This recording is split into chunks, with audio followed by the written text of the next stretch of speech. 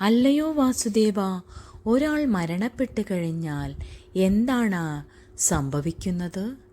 അവൻ്റെ ആത്മാവിൽ അവൻ ചെയ്തു വെച്ച കർമ്മങ്ങളുടെയും വാസനകളുടെയും ഫലമായി അവന് മറ്റൊരു ശരീരം ലഭിക്കുന്നതാണ്.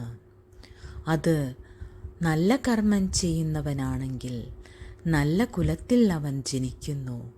അവൻ ചീത്ത കർമ്മം ചെയ്തവനാണെങ്കിൽ അവൻ ദുഷിച്ച കുലത്തിൽ ചെന്ന് ജനിക്കുന്നു. അങ്ങനെയാണ് വ്യത്യാസം.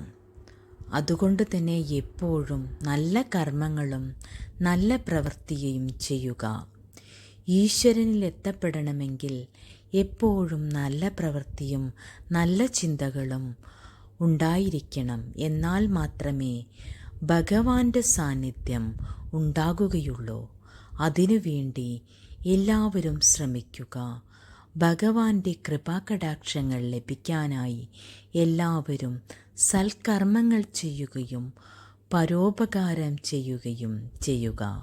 കൂടാതെ നിസ്വാർത്ഥപരമായ കർമ്മത്തിലൂടെ മാത്രമേ ഈശ്വര സാക്ഷാത്കാരം സംഭവിക്കുകയുള്ളൂ. അതിനുവേണ്ടി എല്ലാവരും ശ്രമിക്കുക. ദാനധർമ്മങ്ങൾ ചെയ്യുക, അന്നദാനം ചെയ്യുക. ഇതുവഴി മാത്രമേ ഭഗവാന്റെ അനുഗ്രഹങ്ങൾ നിങ്ങൾക്ക് ലഭിക്കുകയുള്ളൂ. അതിനുവേണ്ടി ശ്രമിക്കൂ പാർത്ഥ. സർവ്വതിലും സർവ്വവിജയങ്ങളും ഉണ്ടാവട്ടെ.